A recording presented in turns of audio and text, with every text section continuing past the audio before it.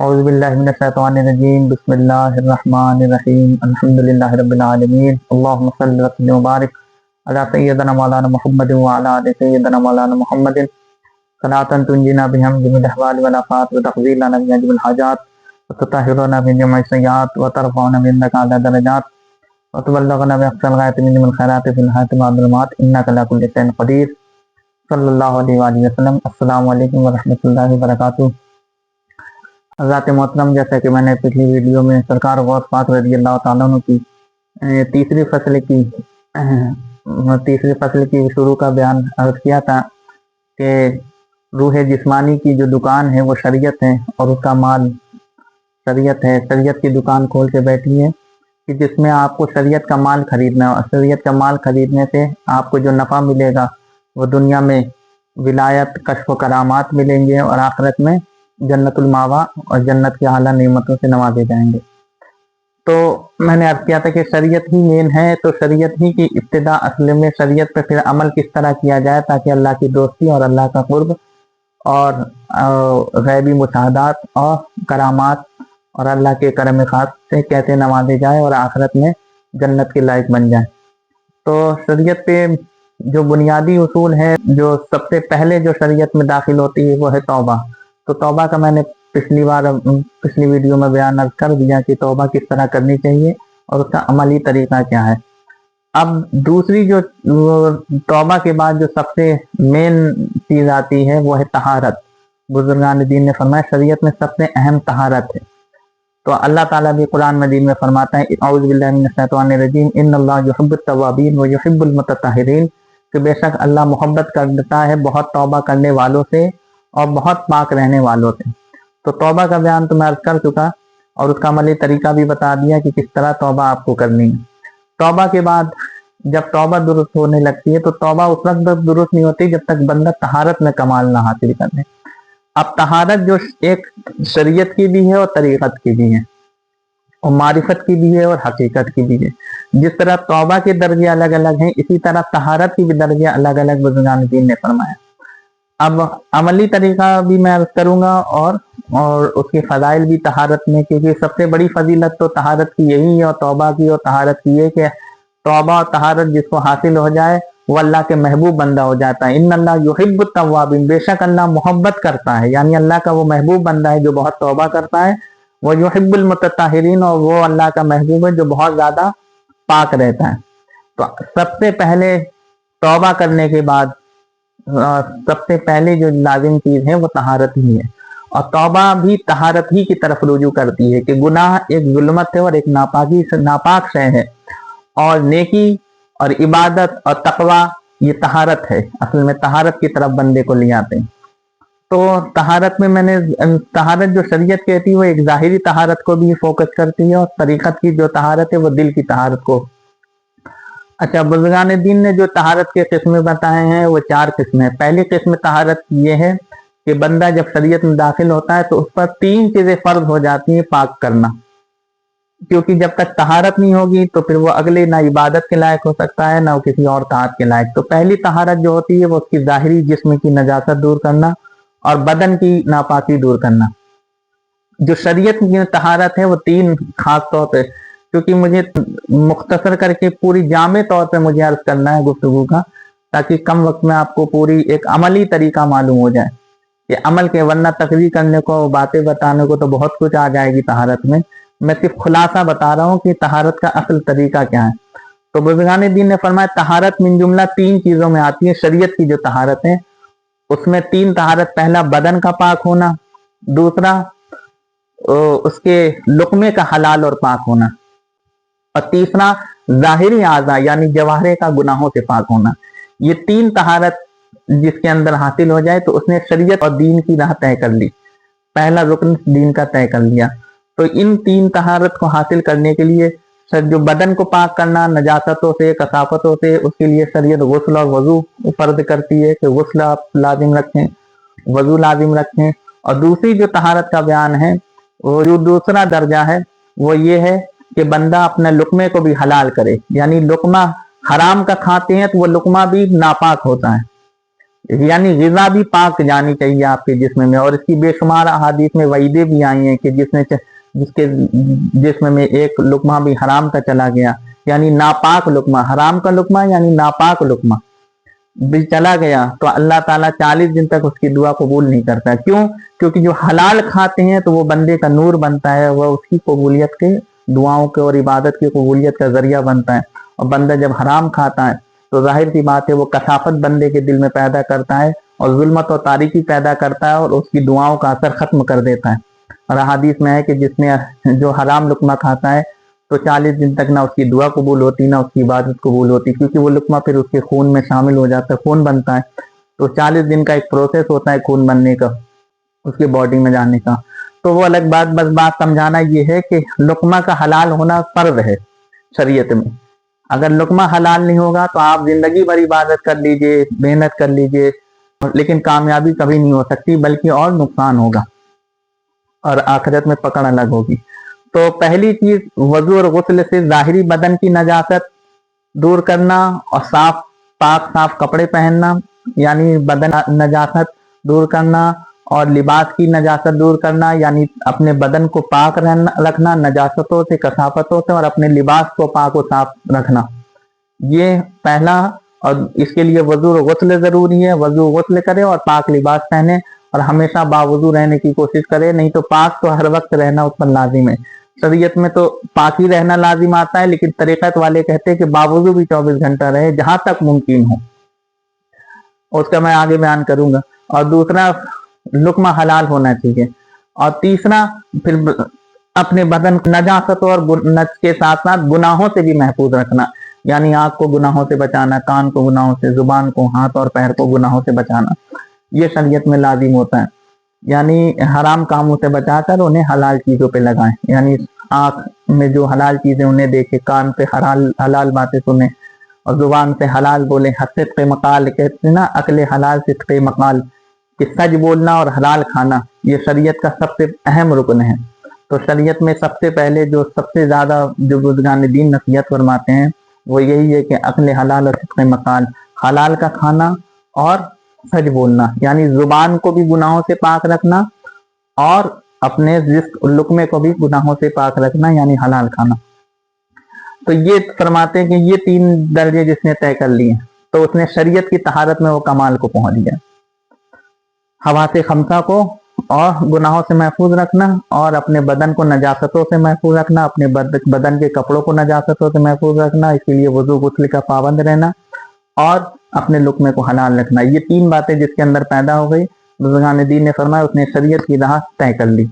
شریعت کی طہارت اسے حاصل ہو گئی۔ اب دوسری طہارت جو طریقت کی ہے وہ بزرگان دین فرماتے ہیں کہ دوسری طریقت کی جو طہارت ہے وہ دل کی طہارت ہے، یعنی دل کو گناہوں سے پاک و صاف کرنا اور برے اخلاق سے پاک کرنا، یعنی دل میں نیت، پہلے نیت کی طہارت فرض ہو جاتی ہے کہ بندے کی نیت میں اخلاص آ جائے،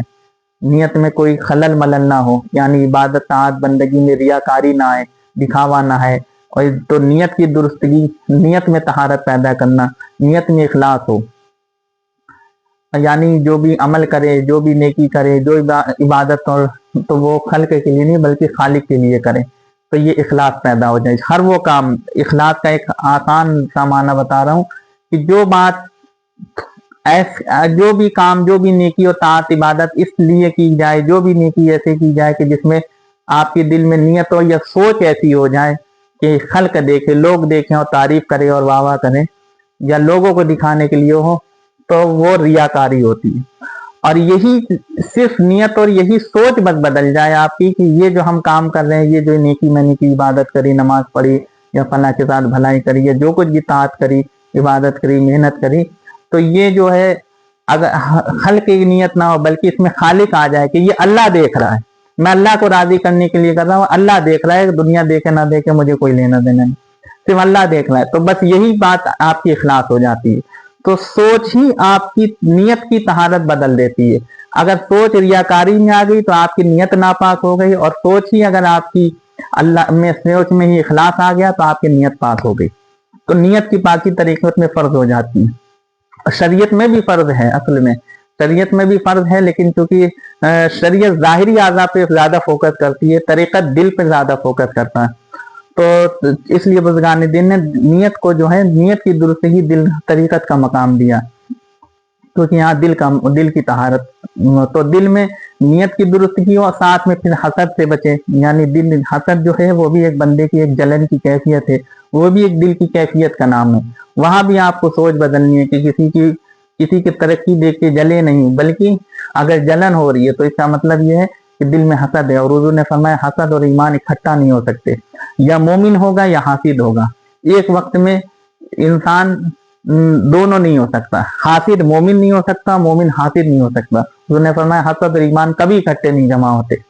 اور حضور نے فرمایا اور حسد نیکیوں کو اس طرح کھا جاتا ہے جیسے آگ لکڑی کو، یعنی اگر ظاہری طہارت آپ کو حاصل ہو بھی گئی اور ظاہری طور پر آپ نماز عبادت میں لگے بھی ہیں، نیکیوں کا آپ کا پلہ بڑھتا چلا جا رہا ہے، لیکن اس کے بعد آپ کی نیت کیونکہ خراب ہے اور دل میں حسد آ گیا ہے، تو پھر نیت میں اخلاص نہیں، تو بھی آپ کے اعمال برباد ہو جائیں گے، اور اگر دل میں حسد آ گیا ہے تو بھی حضور فرماتے ہیں نیکیاں اس طرح خالی ہو جاتی جیسے آگ لکڑی کو کھا جاتی ہے، اسی طرح حسد کی آگ آپ کے سارے اعمال کو کھا جائے گی۔ تو اس لیے دل کی طہارت بہت زیادہ فرض ہو جاتی ہے، اور اس میں محنت کی ضرورت ہے، اور مقام طہارت وہ طہارت ہے کہ بغیر کسی کثیر محنت کے حاصل ہی نہیں ہوتی، کثیر مجاہدے کے حاصل نہیں ہوتی۔ بزرگان دین نے فرمایا اس کے لیے بڑی محنت کرنی پڑتی ہے، کیونکہ اسی کو محنت کو، اپنی دل کی صفائی اسی کو کہتے ہیں کہ دل سے ناپاکی دور کرے، اور یہ حسد ہے، بغض ہے، کینہ ہے، عداوت ہے، لالچ ہے، بخل ہے، کنجوسی ہے، یہ سب دل کی صفت ہیں۔ انہی کو صفت کو پاک کرنے کے لیے آپ کو وضو اور غسل کا پابند بنایا جاتا ہے، شریعت کے پابند بنایا جاتا ہے، اور نیت درست کی جاتی ہے، اخلاص درست کرایا جاتا ہے، تاکہ جب یہ چیزیں درست ہوں گی، اور ذکر کی کثرت کری جاتی ہے کیونکہ اللہ کا ذکر نور ہے، اور جب اس اللہ کے ذکر کا نور بندے کے دل میں آتا ہے تو وہ دل میں طہارت اور پاکی پیدا کرتا ہے، اور ان اخلاق رذیلہ جو ناپاک چیزیں ہیں، حسد ہے، بغض ہے، کینہ ہے، نیت میں ریاکاری ہے، یہ تمام چیزوں سے دل کو پاک کرتا ہے اور دل کو روشن کرتا ہے، تب بندے کو طریقت کی طہارت حاصل ہو جاتی ہے۔ اب تیسری طہارت بزرگان دین فرماتے ہیں کہ پہلی طہارت تو بدن کو وہ کرنا تھا، بدن کو اور جامے کو یعنی لباس کو اور لقمے کو حلال کرنا تھا، یہ شریعت کی طہارت ہو گئی، اور طریقت کی طہارت دل کی صفائی تھی، یعنی نیت درست کرنا اور اخلاق رذیلہ سے اپنے دل کو پاک صاف کرنا، یہ جس نے حاصل کر لیا اس نے طریقت کی طہارت حاصل کر لی۔ اب تیسری طہارت، اسی کو چوتھی طہارت اور تیسری جمع کر دی گئی ہے، اس کو کہتے ہیں سر کی طہارت، لطیفہ سر کی، یعنی جیسے جسم کا باطن قلب ہے اسی طرح قلب کا باطن لطیفہ سر ہوتا ہے۔ تو بزرگان دین فرماتے ہیں کہ لطیفہ سر کی طہارت یہ ہے کہ بندے کا ما سوا اللہ سے دل پاک و صاف ہو جانا، یعنی اللہ کے سوا اللہ رسول کی محبت اس کے دل میں رہے اور ہر ایک کی محبت نکل جائے، یعنی حقوق تو سب کے ادا کرے، اور جو دنیاوی طور پہ جو محبت کے حقوق ہیں وہ سارے پورے کرے، یعنی بیوی بچوں کے حقوق، ماں باپ کے حقوق، بھائی بہن کے حقوق جو اللہ رسول نے اس پر فرض کیے ہیں وہ اپنے سارے عمل کرے، لیکن دل میں اللہ ہی کا جلوہ اس کے نظر آئے، اور دل میں لا الہ الا اللہ لا محبوبہ الا اللہ کی تجلی ہو، تو دل میں ما سوا اللہ کی محبت لے کر کریں، اللہ کی محبت کے ساتھ اور اللہ اس کے رسول کی محبت۔ اب یہاں ایک بات اور کہ اللہ کی محبت اور حضور کی محبت الگ نہیں ہے، بلکہ حضور کی محبت ہی اللہ کی محبت تک لے جائے گی، اور اولیاء کی محبت بھی الگ نہیں۔ نبی کریم صلی اللہ علیہ وسلم فرماتے ہیں کہ اللہ مجھے اپنی محبت عطا کر، اور ان بندوں کی محبت عطا کر جو تجھ سے محبت کرتے ہیں، اور ان اعمال کی محبت عطا کر جو مجھے تیری محبت عطا کر دے اور تیرے تک قریب لے جائیں۔ تو اس کا مطلب کیا ہے کہ اللہ کی محبت میں وہ حضور کی بھی محبت شامل ہے، اللہ کی محبت میں انبیاء کی محبت شامل ہے، جو بھی اللہ اور اللہ والے جتنے بھی ہیں ان سب کی محبت اللہ کی محبت میں شامل ہوتی ہے، کیونکہ وہ اللہ کے غیر کی محبت نہیں، ان سے محبت کرنا ہی اللہ سے محبت کرنا ہے، یعنی ان سے محبت، کیونکہ ان کی محبت آپ کو اللہ کی محبت تک لے جا رہی ہے، کیونکہ جیسے میں نے پہلے حدیث میں بتایا کہ حضور فرماتے ہیں اولیاء اللہ وہ ہیں جنہیں دیکھو تو اللہ یاد آ جائے، تو اب تم کسی ولی کو دیکھ کر محبت کر رہے ہو تو اس کی محبت کرنے سے تمہیں کیا ہو رہا ہے، اللہ کی محبت بڑھ رہی ہے، تو اس کا مطلب یہ کہ ان کی محبت تو تمہیں اللہ کی محبت کے لائق بنا رہی ہے، تو ان کی محبت رکاوٹ نہیں آئی،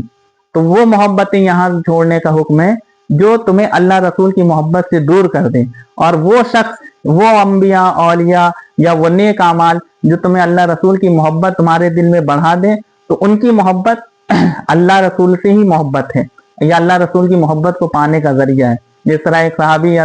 تھے، انہوں نے عرض کیا یا رسول اللہ صلی اللہ علیہ وسلم، اللہ کی محبت میں کبھی کبھی یوں ہو جاتا ہوں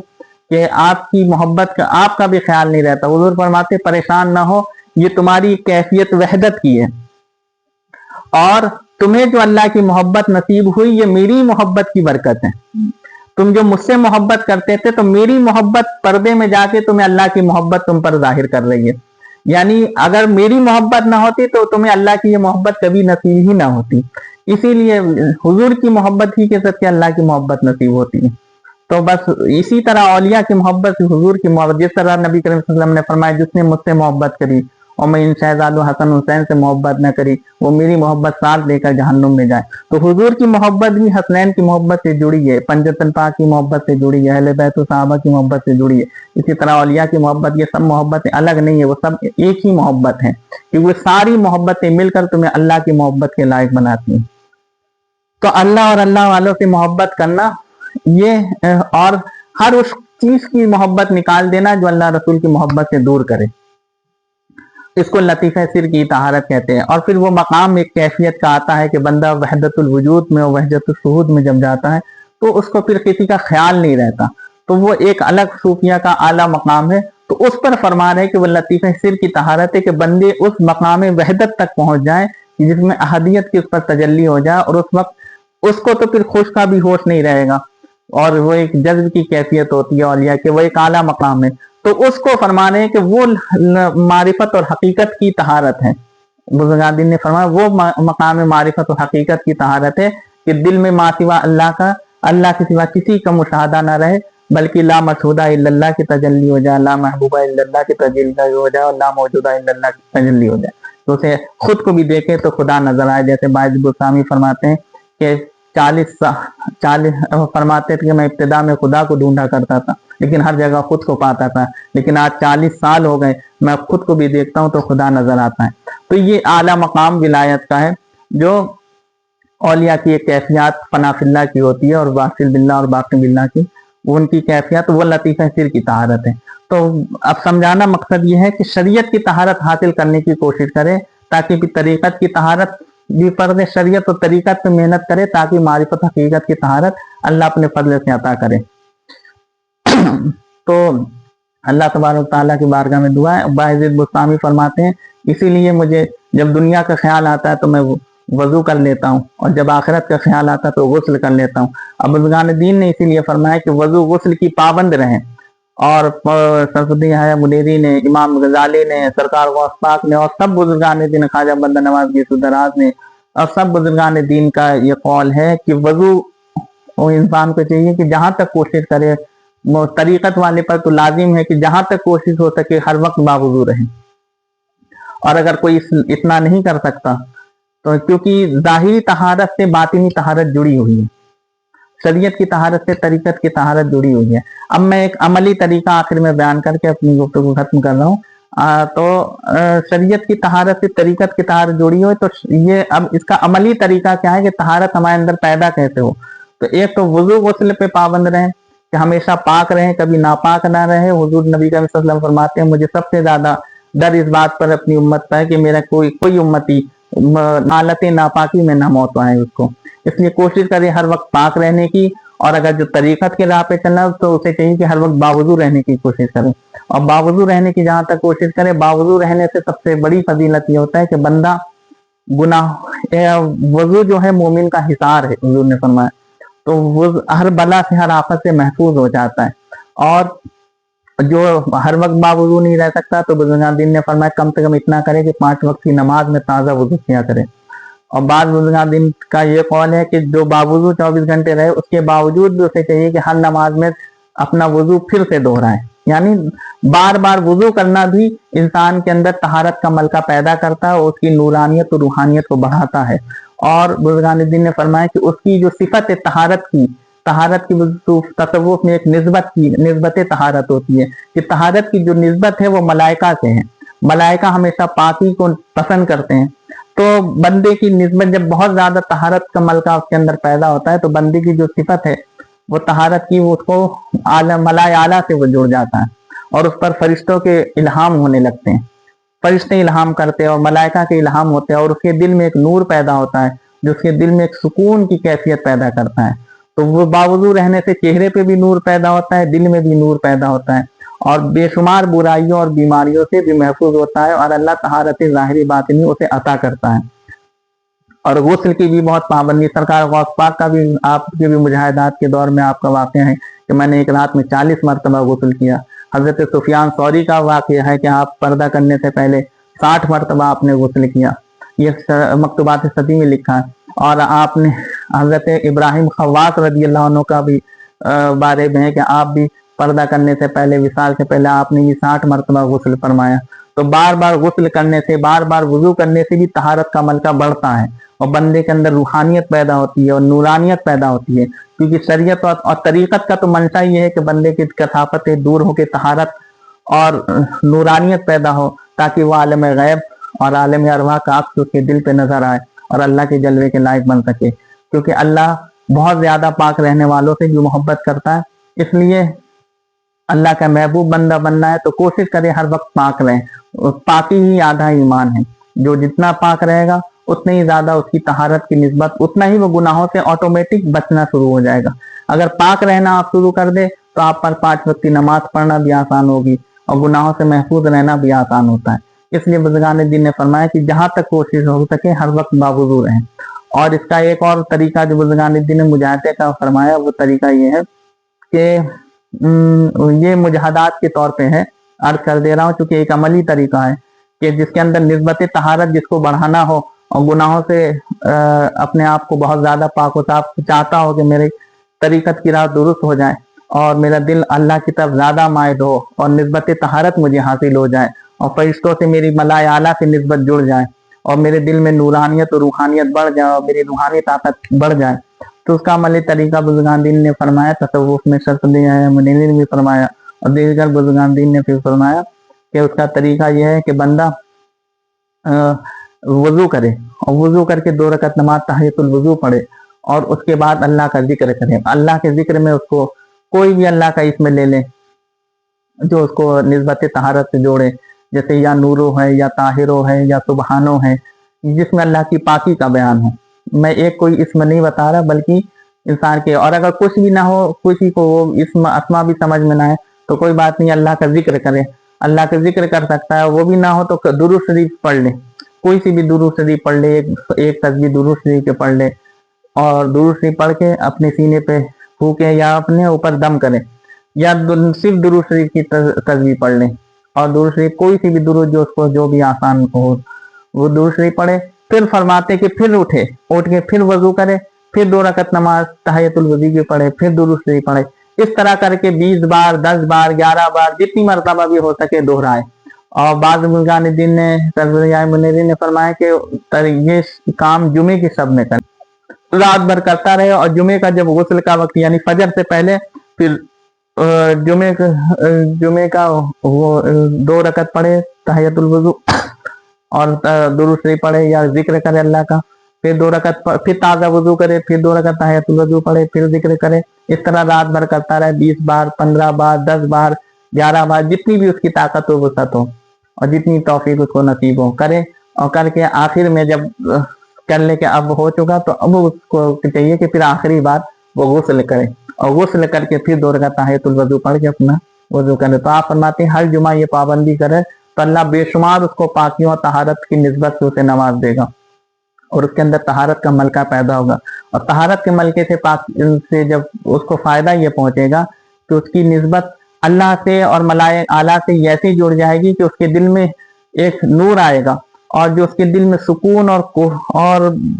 سکون کی کیفیت پیدا کرے گا، اور گناہوں سے اور ناپاک چیزوں سے اور ان باتوں سے جن سے ناپاکی یا کثافتیں پیدا ہوتی ہیں ان باتوں سے وہ فطری طور پہ بچنے لگے گا اور اللہ اسے توفیق دے گا گناہوں سے بچنے کی، اور طہارت اور عبادت کی طرف